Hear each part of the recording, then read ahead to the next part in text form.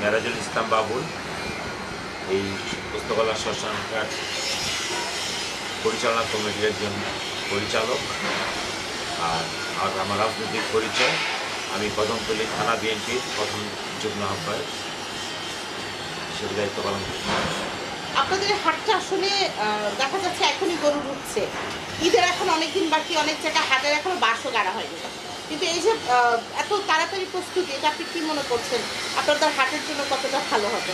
আসলে পুস্তকলা শ্মশানঘাট এই গরুর হাট আমাদের অত্র অঞ্চলের ঐতিহ্যবাহী একটা হাট। এই হাটে বিগত দিন ধরে অত্যন্ত সুনামের সহিত হাটটা পরিচালিত হচ্ছে, যে কারণে যারা বাইরের গরুর ব্যাপারী আছে তারা এই হাটের যারা পরিচালনা করে তাদের উপর আস্থা এবং বিশ্বাস আছে, এবং এই হাটের গরুর বেচা কিনা খুবই ভালো।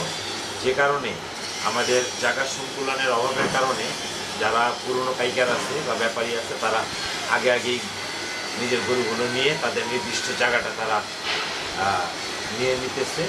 আর এই হাটের ঐতিহাসিকভাবেই এই হাটের বেচা কিনা ভালো এবং যোগাযোগ ব্যবস্থা ভালো, পরিবেশ ভালো, নিরাপত্তার দিক দিয়ে আমরা 100% নিরাপত্তা নিশ্চিত করি।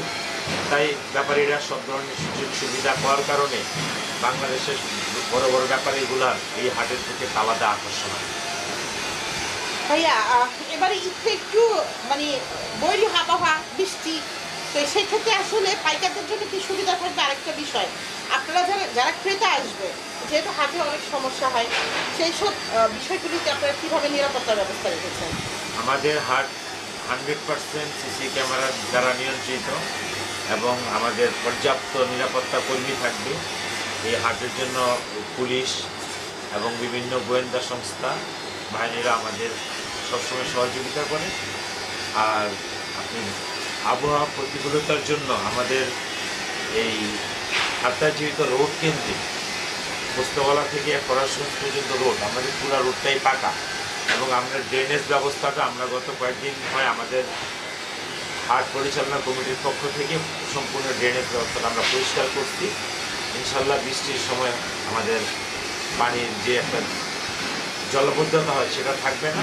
তারপর প্রকৃতির উপর তো কারো কোনো হাত নাই, আমরা আমাদের চেষ্টা, আমাদের ভালো কিছু করার আমাদের আন্তরিকতার কোনো অভাব নেই।